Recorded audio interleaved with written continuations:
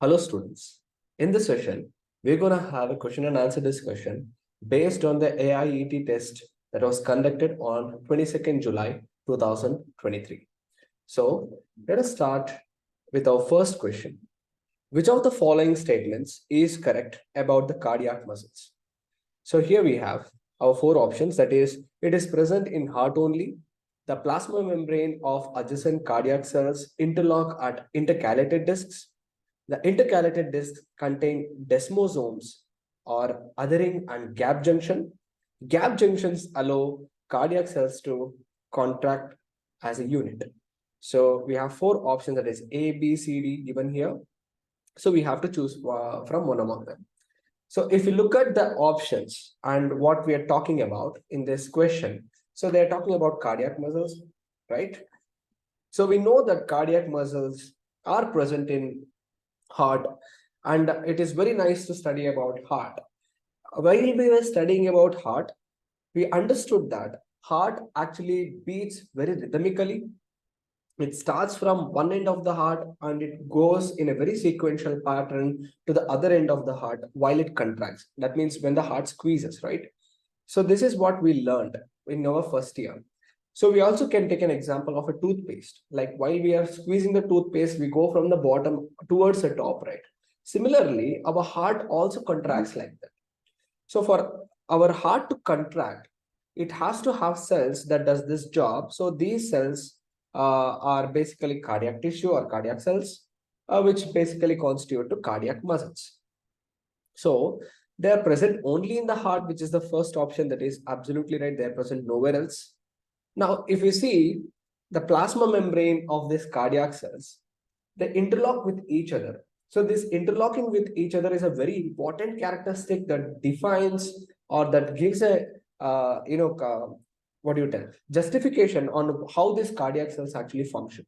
So because of the interlocking of this plasma membrane through intercalated discs, okay, so if you take one cardiac tissue and if you take another cardiac tissue, so they're basically connected at a junction. So this we call it as intercalated discs, which are basically a gap junction. For them in orderly fashion to contract or to pass the message from one end to another end in a very series fashion. So this intercalated discs or desmosomes, they play a very important role, right? So since all of these options justify what cardiac cells are or cardiac muscles are, so we go for option A, that is all of the options are correct. Next one. Now, we have a diagram here and let's go and see the question what we have. So the three boxes in this diagram represents the three major biosynthesis pathways, that is aerobic reaction. Arrows represent net react or products. So the arrows indicating 4, 8, and 12 can be. So here it is given. And our options are H2O, FAD plus, and NADH2. And then NADH and ATP are our options. So if you see this diagram, what we have here, we have glucose that is going on a pathway A, and then something is coming in 2, and then something is exiting at 4. Then we have pathway B and C, and then we have to locate what this 4, 8, and 12 are, right? So now, what is this pathway about? Already we know that for this pathway to begin, we need glucose. So what is our ingredient? That is glucose. Glucose is undergoing these three pathways eventually. So that gives us a very important clue. That is glucose metabolism. So glucose metabolism, we know that it starts with glycolysis, right? That is our pathway A. So from a glycolysis, what do we have is the production of pyruvate. That is a 6 carbon glucose is broken down into 3 carbon molecule called as pyruvate. So when it breaks down into pyruvate, so what do we have? We have the production of ATP, correct? So to better understand this, let's go here. I think I have it. Yeah. So we have glucose. Glucose is broken down into a 3 carbon atom molecule that is called as pyruvate through a process called as glycolysis. So here, what do we have? This is happening in the cytosol or cytoplasm of a cell. So where we get ATP molecule? Again, this pyruvate that is produced, it enters the mitochondria and it crosses the membranes of the mitochondria, and here it undergoes Krebs cycle. Understood. So once it undergoes Krebs cycle, here what happens, people? In Krebs cycle also, the end product is ATP. So in glycolysis in the Krebs cycle, what do we have? We have electrons. So these electrons are carried by NADH and FADH2, which eventually lead to electron transport chain and oxidative phosphorylation. That is pathway 3. What they have given is oxidative phosphorylation. The end product of oxidative phosphorylation after transporting electrons is again ATP, correct? So let's go back here. The pathway A that we have is glycolysis. The pathway B that we have is oxidative phosphorylation. And then we have, Krebs cycle. And then we have oxidative phosphorylation. So in all of them, what we saw is there is the production of ATP. Okay, correct, people? So for us, our option D justifies what is 4, 8, and 12. Correct. Let's go to the next option. Next question, sorry.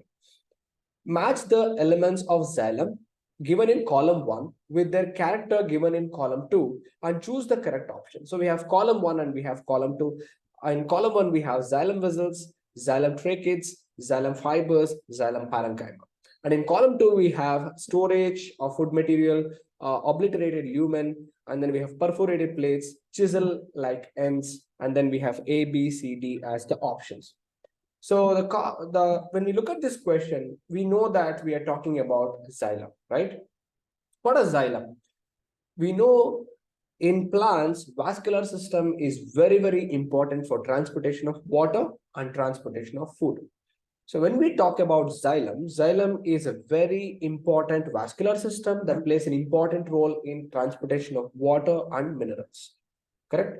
So as we studied the anatomy of our xylem, we understood that xylem is not just one unit, it is composed of 4 important elements, which we call it as xylem elements. So in these xylem elements, we have those elements which are xylem vessels, xylem tracheids, xylem fibers, and xylem parenchyma. So you can see in this diagram. So what do we have? We have xylem elements, that is xylem vessels, correct? And then we have tracheids. So these are tracheids. And then we have xylem fibers. And then what do we have? We have xylem parenchyma. We'll come to that. First is xylem vessels. When we talk about xylem vessels, you can see if you compare these tracheids to these vessels, you can see that they're quite broad, correct? We have quite broader and we have shorter vessels. So the vessels are quite short, but they're quite broad in nature. So their role is to transport majority of water. So if you see this, these xylem vessels, this short one vessel is connected to another short xylem vessel. So here you can see that these adjoining vessels, they are actually held together by this plate-like structure. So these plate-like structures, as well as the walls of these vessels, they have perforations. That means there are pores or sieve-like structures that are present within the xylem vessels. So these sieve-like structures, they help in movement of water very easily through these xylem vessels. That means, so xylem vessels, they contain perforated plates. Okay, that is one of the important characteristics of our xylem vessels. Understood? So they are short, they transport water, and they usually have interconnections between them, which are called as perforation plates. And these perforation plates actually help in movement of water into these vessels. Next, coming to tracheids. What you can observe in tracheids? Tracheids have long, narrow cells. So they are long cells. You can see here, they're long cells, they're narrow cells. So usually their walls are quite hard and they are deposited by this substance called as lignin. So the walls of these tracheids are hard, okay? And they're made up of lignin. Since they're hard and also they have the hollow space in between them, they can perform 2 functions. What is that? One, they can give the mechanical support. And the second thing is they can also help in transportation of water. And what is the most important thing? So if you see the tracheids actually, this long linear cells or no narrow cells, they have this tapered like ends. So they basically they end like tape-like structures. So this tape-like ending that they have is called as chisel ends or tapery ends. So that is a characteristics of tracheids. Understood? So we'll mark it.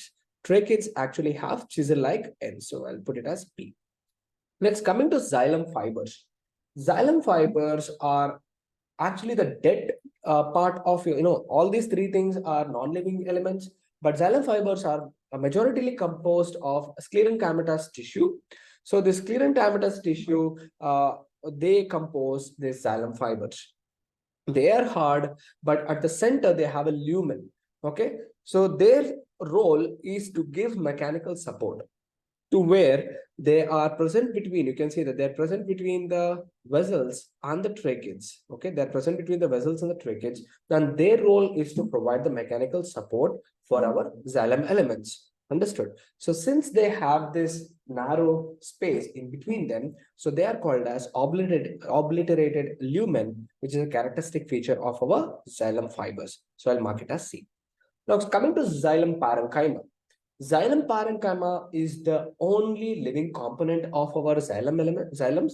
So here, the xylem parenchyma has a very important role. So they have large cytoplasm, and basically they have a tremendous amount of reserve food material, so which basically energize this process. Okay, so xylem parenchyma, they play an important role in storage of food. So I'll mark it as 1. So where do we have an option? So we have A that has to go for 3, and then B that it has to go for 4, right? And then C that it has to go for 2. So we have option D, okay, which matches all our thing. So our correct option is option D. So let's go for next question. The next question says, in chlorophyce, sexual reproduction occurs by. Our options are isogamy and anisogamy, isogamy, anisogamy, and oogamy, oogamy only, anisogamy, and oogamy. So you might have forgotten, in our plant kingdom, we studied a small portion of algae. We studied about algae, right? While we were studying about algae, we came across the divisions of the algae based on the pigments that are present, that is chlorophyce, rhodophyce, right? So when we talk about chlorophyce, that is green color pigment containing algae. So in the chlorophyce, we understood that they have numerous amount of organisms present in them. So they produce an array or different ways of reproduction. So what happens, what we see in chlorophyce is, in chlorophyce, we come across organisms that produce by isogamy. What is isogamy? That is fusion of similar size and similar type of gametes. That means you will not be able to identify which is male gamete and which is female gamete. So this is basically called as isogamy. Understood? Next, other one is anisogamy. What is anisogamy? So here you can easily identify which is male gamete and which is female gamete, or dissimilar gamete, I can tell. So they also reproduce by anisogamy. And oogamy. What is oogamy? Here we have one small male gamete which is motile, which can move and swim, and other one is a large non-motile female gamete. So this is called as oogamy. In chlorophyces specifically, reproduction shows all these three variants of production of these young ones. Understood? Isogamy, anisogamy, and oogamy, or production of gametes. Understood? So that is why our option B is right. Okay. Next one. The total requirement of ATP and NADPH for each molecule of carbon dioxide fixed and reduced in the photosynthesis.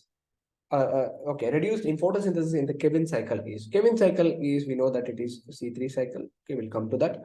So our options are 2 ATP and 2 NADPH. And then we have 2 ATP and 3 NADPH, 3 ATP and 2 NADPH, and 4 ATP and 3 NADPH. So we know that C3 cycle is Kevin cycle. And here what happens is we have carbon dioxide that is fixed, okay, one by one to produce a 6 carbon atom, glucose, right? So here what happens for each of this carbon dioxide that is fixed during this cycle. So for six carbon atoms, 6 cycles have to go. For each carbon dioxide atom, molecule, we need 3 ATP and 2 NADPH, okay, is the requirement.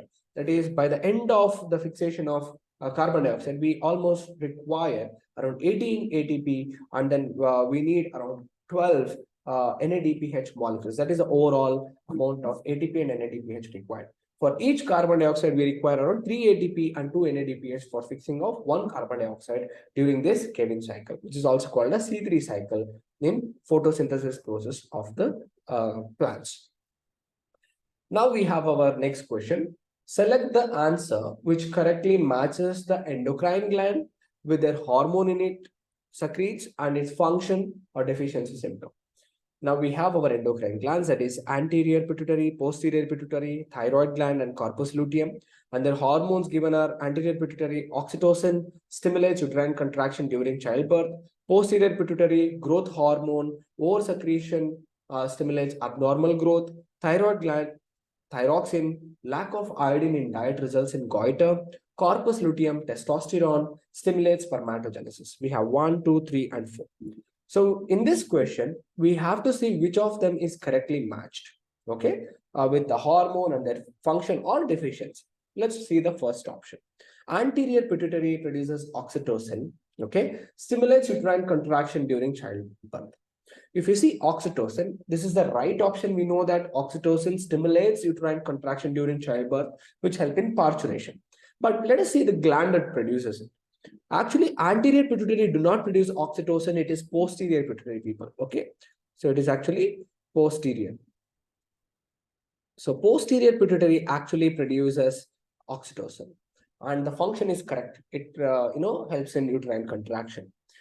The next option, that is posterior pituitary, produces growth hormone, and secretion stimulates abnormal growth. Here, growth hormone, yes, it influences in the growth of organs and parts of the body. Oversecretion definitely leads to abnormal growth. One of the examples is gigantism, which leads to oversecretion of growth hormone, which is due to oversecretion of growth hormone. Here, the gland that produces this growth hormone is not posterior pituitary, it is actually anterior pituitary. So it's actually exchanged. Okay, so that is why it is wrong. Now coming to our third option, that is thyroid gland, thyroxine, lack of iodine in diet results in goiter. This is absolutely right. Thyroid gland actually produces thyroxine, and to produce thyroxine, iodine is very, very important ingredient in the manufacture or production of this thyroxine. So whenever there is a deficiency of iodine, usually this thyroid gland swells and it forms this, swollen structure in the neck region, so which is called as a goiter. So this is correct. So we'll mark this option anyways. Let us see the last option. Corpus luteum produces testosterone and stimulates spermatogenesis. So this is absolutely wrong. Corpus luteum's function is to produce progesterone, and progesterone actually stimulates, or it helps in the maintenance of endometrium lining of our uterus, okay, which is very, very important in maintenance of pregnancy. We know that. So since 1, 2, and 4 are wrong, we go for third option, which is right, that is C3. Okay, students, let's go for the next question. This is a very interesting question. A farmer in a particular region, they were concerned that the premature yellowing of the leaves of a pulse crop that is causing damage to the yield. Which treatment should be most beneficial to obtain maximum seed yield during that time?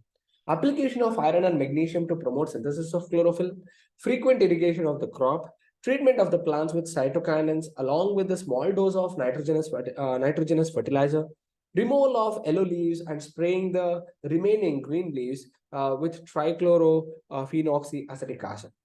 All right, students. So the farmer is observing that his plants are going, they're turning yellow whenever in the younger stage itself.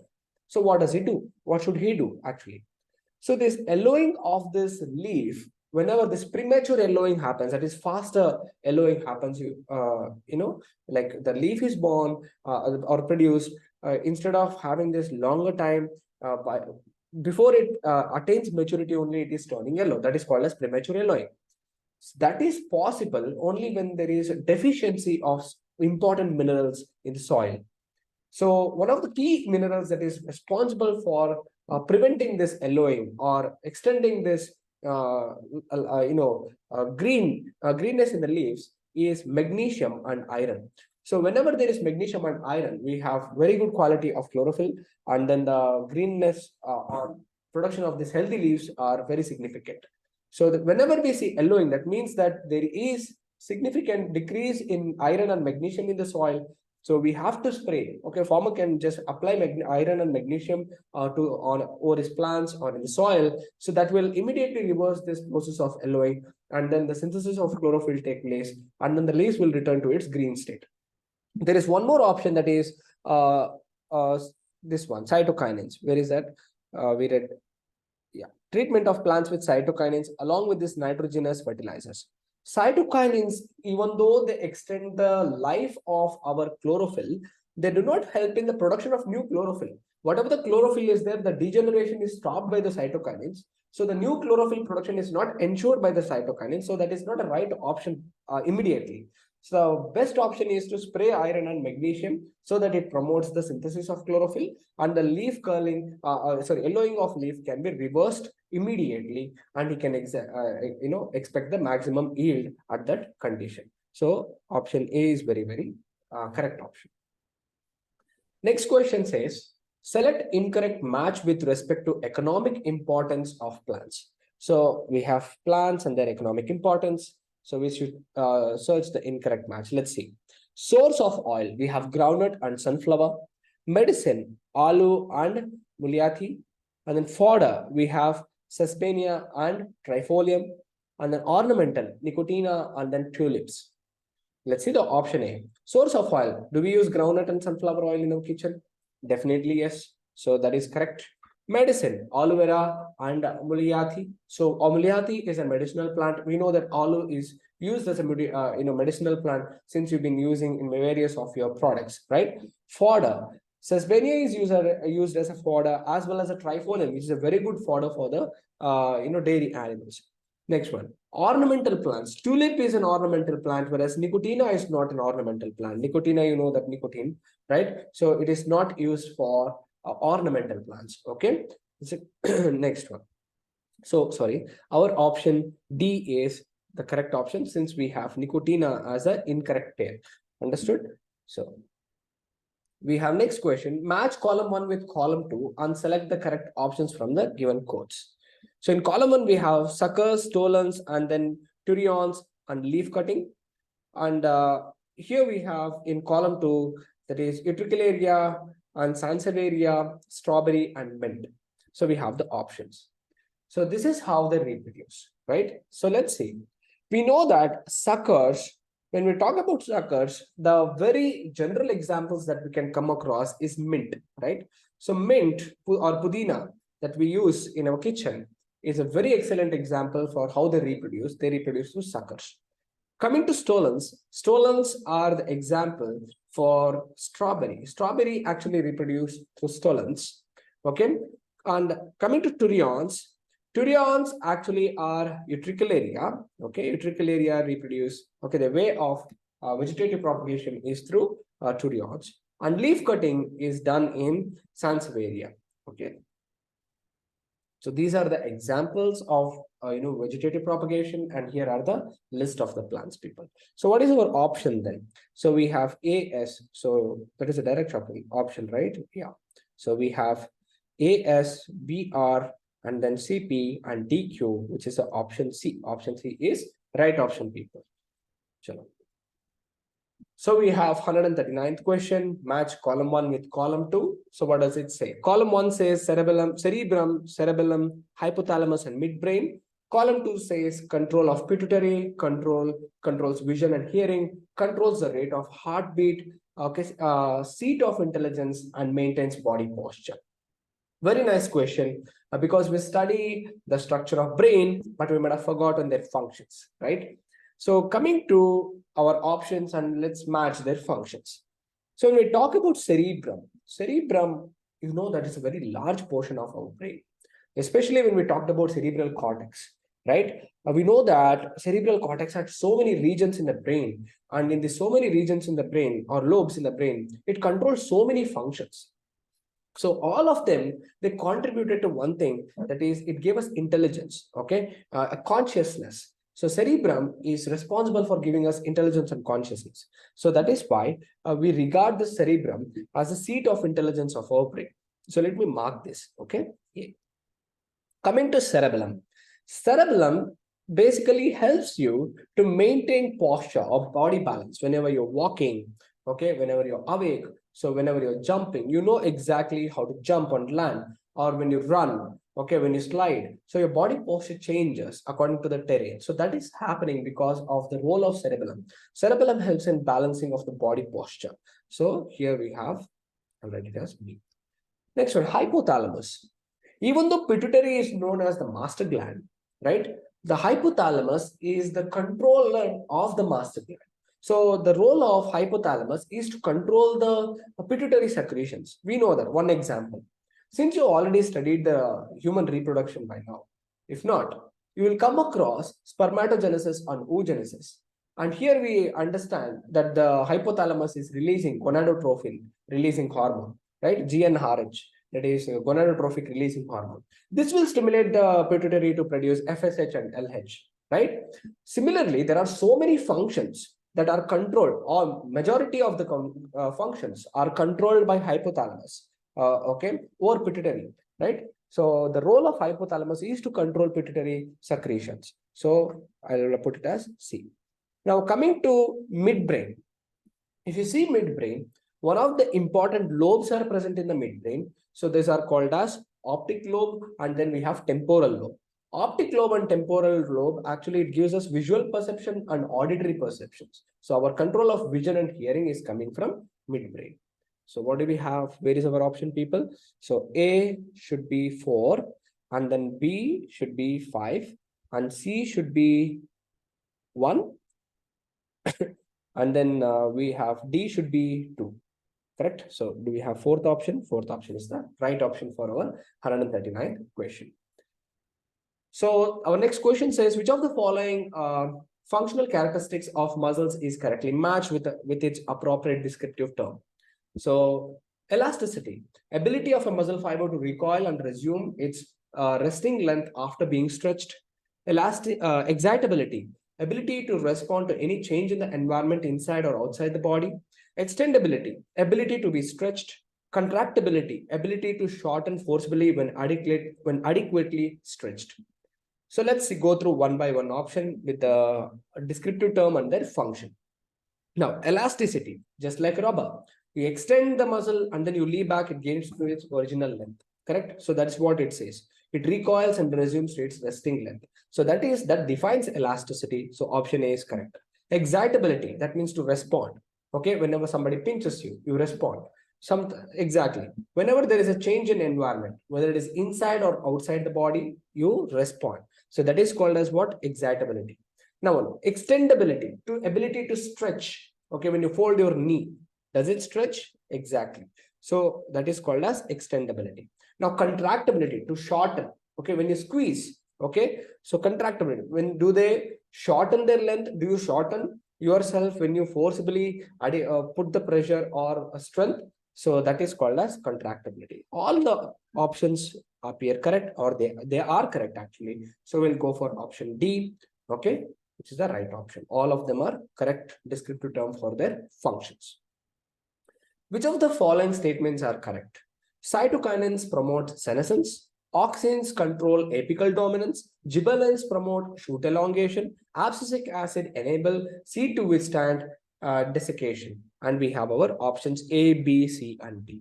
Before we go to that, let's see our options. So we have to choose which is correct. Cytokinins promote senescence. Chalo, let's examine this. Cytokinins are very, very important.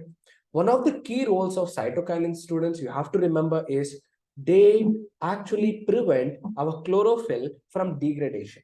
So the chlorophyll, you know that it provides green color to our greeny nature to our leaves, right? Plant leaves. So if they prevent it from degenerating, that means indirectly they're stopping from aging. That means they're like anti-aging. Promote senescence. Senescence means what? Aging. So cytokinins actually prevent aging. Understood? So this option is wrong. Cytokinins actually prevent senescence, not promote senescence. They prevent senescence by preventing chlorophyll degradation. Okay. Next one. Auxins control apical dominance. Yes, they do control apical dominance, except especially in the shoot tip. Correct, right? We also did an experiment to examine the apical dominance due to the presence of auxins. Okay, that is also correct. Coming to gibberellins, gibberellins promote shoot elongation. This is absolutely right. Gibberellins have so many functions in the plant, and this function is done by gibberellins. They do promote shoot elongation. They also promote senescence of roots and vegetables. Okay, remember? So gibberellins actually promote senescence or aging. Next one, abscisic acid enables seeds to withstand desiccation as well as desert. Okay, whenever there is drought and desiccation, abscisic acid gives the seeds to it gets the ability to withstand these unfavorable conditions. So our option 2, 3, and 4 are correct for the given hormones and their functions. So our option D has 2, 3, and 4. So our option D is correct for 147th question. The next question says, which of the following statements is or are correct about ascomycetes? Our options are Neurospora. The statements are Neurospora, which is used in biomedical and genetic work, is a member of this class. They are mostly multicellular, example yeast, and rarely unicellular, example penicillium. They are saprophytic, decomposers, parasitic, or coprophilous. Some examples are Aspergillus, Clariceps, and Neurospora, and our options are given. Let's examine each of these options. Ascomycetes people is also called as sac fungi, and the characteristics are given here. Let's go through them. Maybe we will understand what these ascomycetes are. So first thing, yes, ascomycetes, one of the examples of ascomycetes is Neurospora, and Neurospora is used for biochemical and genetic work. Okay, and it is a member of this class. That is correct. And they are mostly multicellular, example yeast. Come back here. They're mostly multicellular. If you see this option carefully, they're mostly multicellular. Multicellular example is not yeast. Multicellular example is penicillium. So here it should be penicillium. Example is penicillium. Okay. Or rarely unicellular, and here it should be yeast. You see, just because the examples are not stated properly, these options become incorrect. The next option is they are saprophytic, decomposers, parasitic, or coprophilous. So this fungi shows various modes of nutrition under heterotrophism. Yes, they are mostly saprophytic, and they also show decomposition, parasitic, or coprophilous behavior. Okay, this is also correct. Example is Aspergillus, Claviceps, and Neurospora. So since these are also the right options or right examples given for the Ascomycetes family, so our option 4 is also correct. So let's examine which are all correct. So our first option, third option, and fourth option is correct. So that is option C. So for question 148, option C is the correct option. So let's go to our next question. Which of the following are not the effects of parathyroid hormone? So stimulates the process of bone reabsorption, decreases calcium level in blood, reabsorption of calcium by renal tubules, decreases the reabsorption of calcium from digestive food, increases metabolism of carbohydrates. Let's examine these options, people. So here, stimulates the process of bone reabsorption. Yes, actually what happens, the release of this parathyroid hormone is done by parathyroid glands. When parathyroid glands actually produce this hormone, they go and play a direct role on osteoclasts, which help in bone reabsorption. Okay, so osteoclasts actually help in bone reabsorption. So basically, they help in degradation of this bone, increasing the calcium level in the bone. Okay, so calcium level in the blood. Next one, we have a decreases calcium level in blood. Actually, they do not decrease the calcium level in the blood, they increase the calcium level in the blood. So that is why option B is not done by parathyroid hormone. Next one, reabsorption of calcium by renal tubules. Okay, coming to reabsorption of calcium by renal tubules, this is absolutely right. So the parathyroid hormones actually play a role on many parts of your nephrons. For example, we have distal convoluted tubules, and then we have ascending loop of Henle, and then we have collecting ducts. Here, it goes and stimulates the calcium reabsorption at these regions of nephrons. So basically preventing the loss of calcium through your urine. So this is also correct. Reabsorption of calcium is done by renal tubules with the action of parathyroid hormone. Now, decreases the absorption of calcium from digested food. So this is actually wrong. As we consume the food, it stimulates our intestines. Okay, so it makes our intestines to specifically absorb more and more calcium present in our food, thereby increasing the calcium level in our blood. So this option is also not done by our parathyroid hormone. Next one, increases increase metabolism of carbohydrates. So basically what happens here, give me a sec, now what happens, increase metabolism of carbohydrates. So this is also not function of our parathyroid hormone. It has very less role when it has no role when it comes to metabolism of carbohydrates. Okay, so E is also not the concern of our parathyroid hormone. So what do we have here? We marked D as wrong, we marked E as wrong, and I told you that B is also wrong. So we have B, D, and E are not the functions of our parathyroid hormone. So our option A is correct for 152 question. 156 has a question where they have given assertion and reason. Our assertion is cereals are monocarpic plants, and our reason is they have distinct juvenile, reproductive, and senescent phases. So we have our options A, B, C, D, which we have to choose, which says if both assertion and reasons are true, and then the reason is the correct explanation of assertion. Again, if assertion and reason are true, reason is not the correct explanation of assertion. If assertion is true, but the reason is false, if both assertion and reason are false statements. So let's see. Cereals are monocarpic plants. This is absolutely right. Okay, so cereals are monocarpic plant, correct? Next one, they have distinct juvenile and then reproductive and senescent phase. Okay, so when you see cereals are basically annual plants, so they reproduce only once in a lifetime. So since they produce once in a lifetime, so that gives us an ability to distinguish when they are growing, when they come to maturity, when they reproduce, and when they age. But not all the cereals are, what do you tell, annual plants. There are certain cereals which are also biennial. Okay, so coming to this question in both assertion and reason, both the statements are correct, but the reason is not the correct explanation of assertion. So our option B, that is both assertion and reason are true, but the reason is not the correct explanation of assertion. Okay, let's go for next one. Match the following descriptions of column 2 with column 1. In column 1, we have blood cells. Their names are given and their functions are given in column 2. We have to match this. Let's see what do we have in column 1. Erythrocytes, eosinophils, lymphocytes, neutrophils, and basophils. And we have functions. Most abundant white blood cells and the main phagocytic cells of the blood.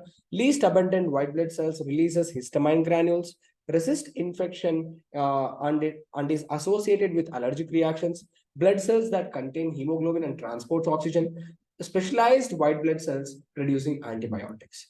So our first option, let's see, erythrocyte. Erythrocytes are nothing but red blood cells. So they have hemoglobin and their role is to, transport oxygen. So we have here blood cell that contains hemoglobin and transport oxygen. Let me mark it as A, students. Next one, eosinophil. Okay, eosinophil, the white blood cells that is acidic, that reacts to acidic state, eosin, right? So what is eosinophil? Eosinophil is basically, they prevent infections and they actually are associated, they actually release they are actually associated with allergic reactions. Okay, so eosinophils basically helps in resisting infections and they're associated with allergic reactions. Let me put it here. Now coming to lymphocytes, lymphocytes are we are two types, or T lymphocytes and B lymphocytes. And when we talk about B lymphocytes, we know that they produce antibodies, which are very, very important for immune responses. Right? So lymphocytes are specialized white blood cells which help in producing antibodies. Next one, neutrophils. Neutrophils are the cells, so which are very, very majority. Their population is very high in our blood cells, and their major role is phagocytic in nature. Phagocytic means they directly go detect any of these pathogens which do not belong in our body, and then they, just like amoeba, they just grab this pathogen and then they digest them, kill them, and neutralize, protecting your body. So this is called as phagocytic cell or phagocytosis. So we'll mark it as D here. Now coming to basophils. So basophils are actually least abundant white blood cells, and they have histamine granules, and these histamine granules are released during the course of infection. So basically when we have parasites or something like that. Okay, so we'll have E. So we have to match. Where do we have here? We have erythrocytes A4, and then we have B. Where do we have? B is 3 and C is 5. Yeah, here we have option A is right. A4, B3, C5, D1, and E2. Okay, yeah. So our option A is correct for 159 questions, students. 166 question, massive following column 1 with column 2, P wave, QRS complex, T wave, and reduction of the size of T wave. And in column 2, we have depolarization of ventricles, repolarization of ventricles, coronary ischemia, and then we have depolarization of atria and repolarization of atria. Sometimes you might forget, we are talking about ECG or electrocardiogram. So where here we knew that we had something like this and something like this, correct? And then we had something like this. So this is the ECG, and here we have the P wave, and here we had the QRS complex, QRS complex, and here we have the T wave. So basically studying the ECG gives us an idea that how our heart is functioning. So what does this electrocardiogram depict?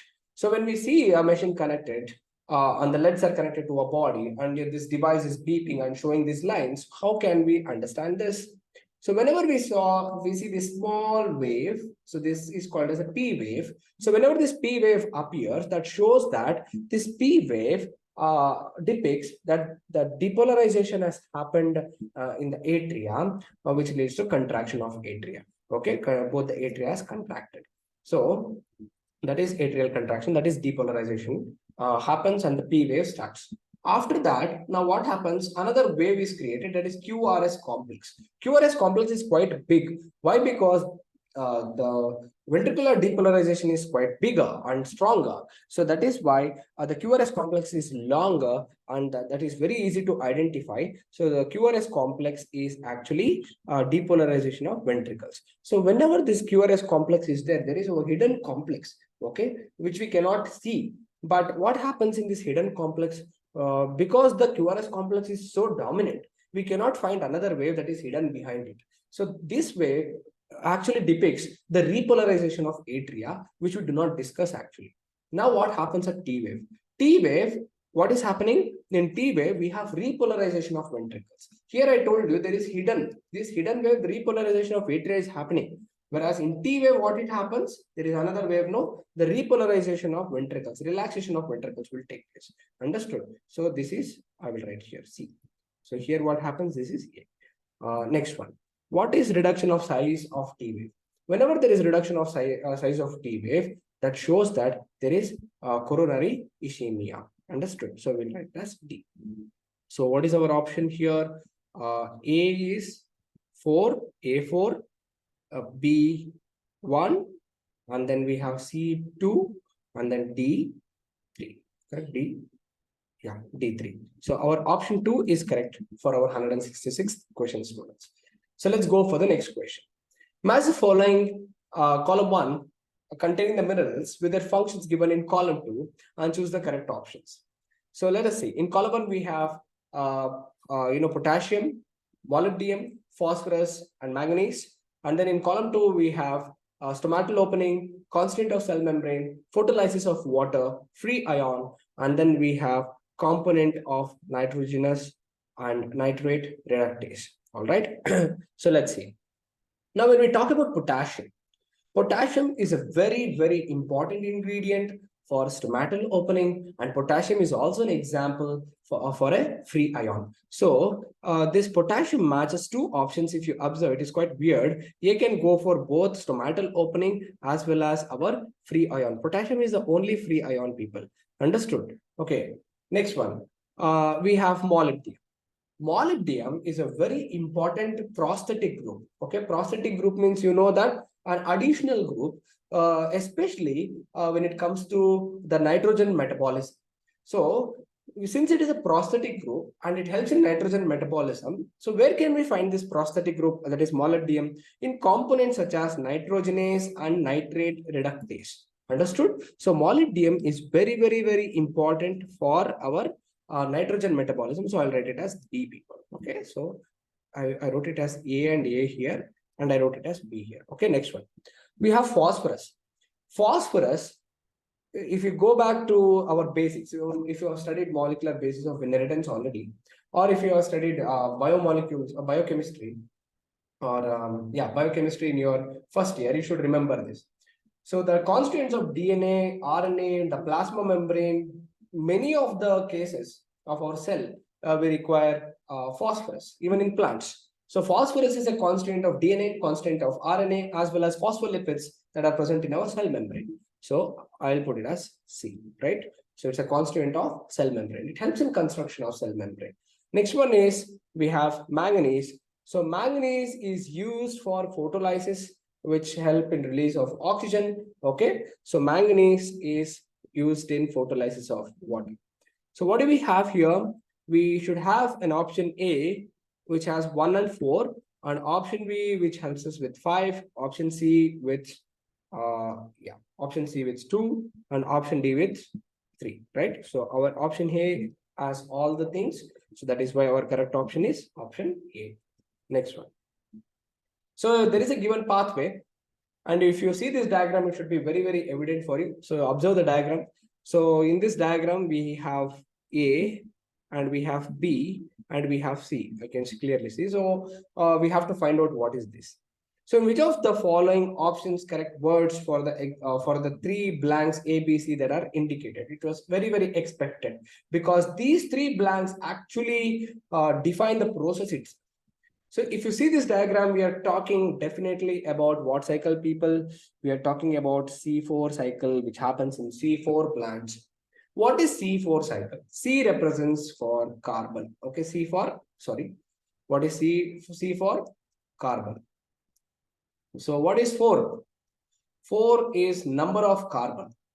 So something is happening here. 4 carbons, right? So now what is the process? We have something called as pyruvate.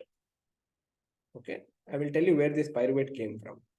One thing is pyruvate. First one is a cell. One cell is called as mesophyll. Oh, it's already given here. Okay, one cell is called as mesophyll cell. Let me mark it here. And the other cell is called as bundle sheath cell. One cell that is above is called as mesophyll cell, and the second cell is called as bundle sheath cell. So look here, students. In mesophyll cell, we have pyruvate. This pyruvate is 3 carbon compound, and this pyruvate is converted into phosphoenol pyruvate. Okay, pyruvate is converted to phosphoenol pyruvate with the help of enzymes. Now, once it is converted to phosphoenol pyruvate, now what happens is atmospheric of carbon dioxide, CO2, one molecule of carbon dioxide, enters into this mesophyll cell. Once it enters into this mesophyll cell, now this carbon dioxide is fixed. Fixed means what?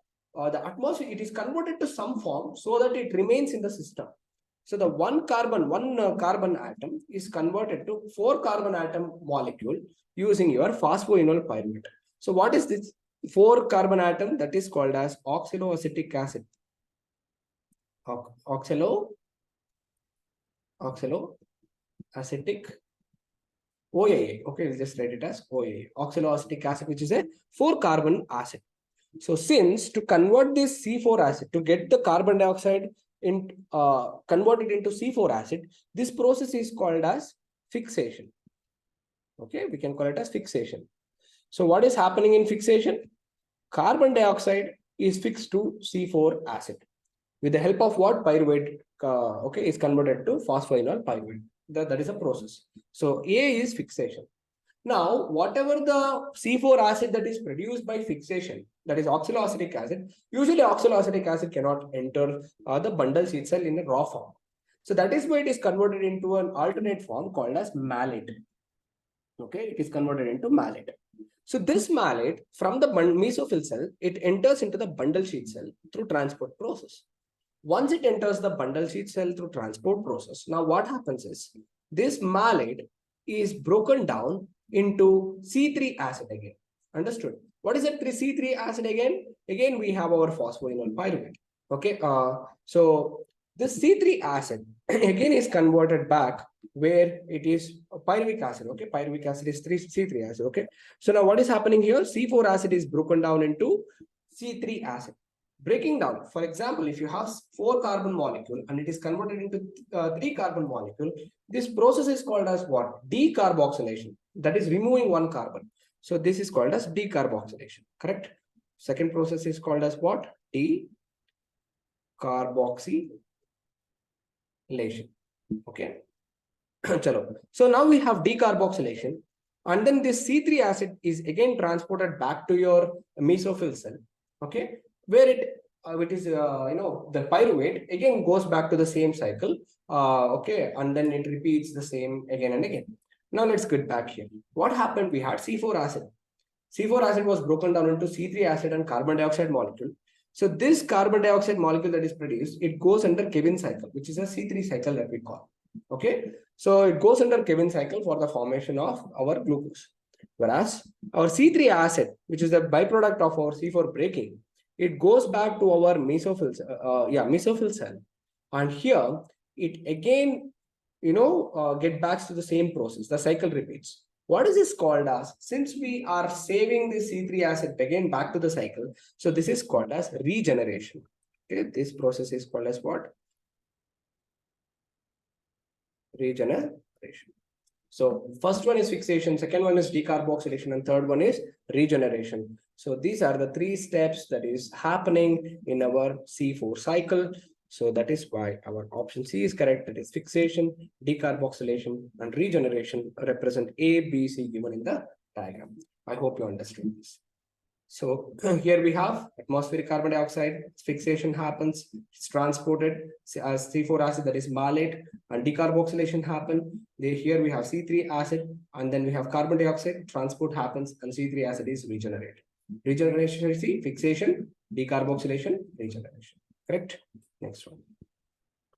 Very interesting question. If there are 1280 microspores in a tetralocular anther, how many microspore mother cells will be there in each of its pollen chamber? 80, 160, 240, 1280 are the options. Let's break this question down. How much do we have? 1280 microspores. That is nothing but pollen. Okay, pollen is nothing but cells, individual cells, right? Haploid cells, which are gametes. Next one, tetralocular anther. In tetralocular anther, what do we have here? So this is our cross section of anther, and in tetralocular anther, so tetra means what? 4. 1, 2, 3, 4. That means we have 4 pollen sacs, people. 4 pollen sac. All right. So how many microspore mother cells are there in each pollen chamber? That is our question. So that we have to find MMC per pollen sac, right? Let's see. Easy. 1800 pollen cells. That is microspores. How many locules we have? We have 4 locules. So let's divide how many pollen grains are there in individual pollen sacs. So that gives us how much? 320. Okay.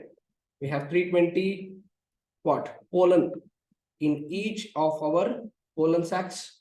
So to produce 320 pollen, 1 microspore mother cell will divide to give rise to 4 pollen cells, correct? Or pollen, or we can call it as pollen tetrads. So that is what happens when a meiosis happens.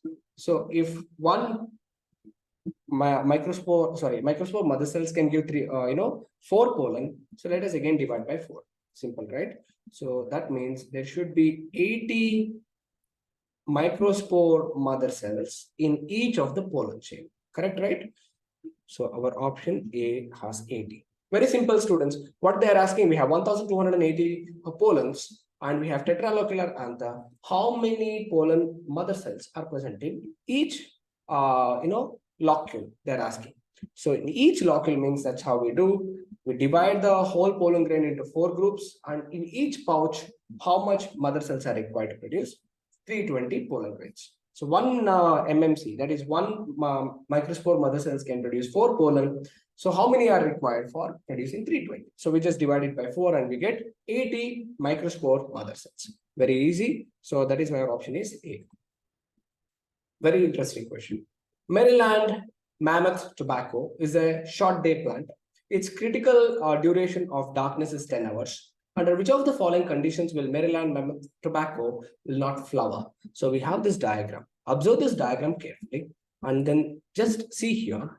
If you see the diagram 1, we have 24 hours. So in 24 hours, if you just divide it by 4, you can see here 1/4 of it is occupied. So if you just divide it by 4, okay? So what do we get here? We get 6 hours. Only 6 hours of night time, that is darkness, is provided, and then rest of it, all the 3/4 of the hours is occupied by your light. So short day plants require very little amount of daylight and very large amount of night light or darkness is required. So let's keep that situation. Let's see the next one. You can see here more than 45% of light is given. 45% is almost 10 hours above. So the 10 hours or 10.5 hours is very good, and it will help the plants, short day plants, to really function, and to produce these flowers. Okay. And if you see the option C, this 50-50, that is 12 hours day and 12 hours night. This is okay. This is also manageable. 10 to 14 hours or 12 to 14 hours is very ideal time. 10 hours and above is okay time. Okay, it can still flower.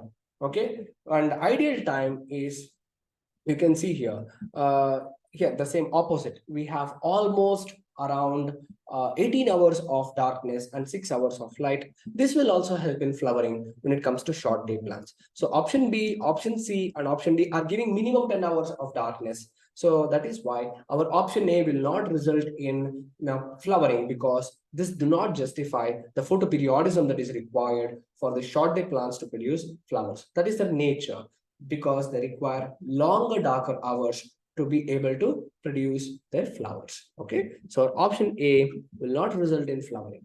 It's a direct question. Okay, just have to observe the picture, students. So we have our next question. The head zone in the skeletal muscle fiber is due to.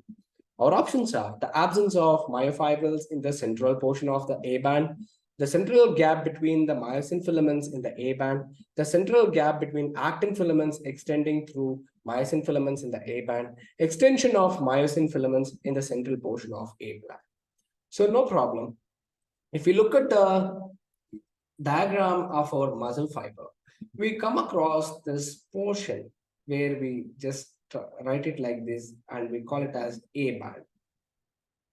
Okay, A band.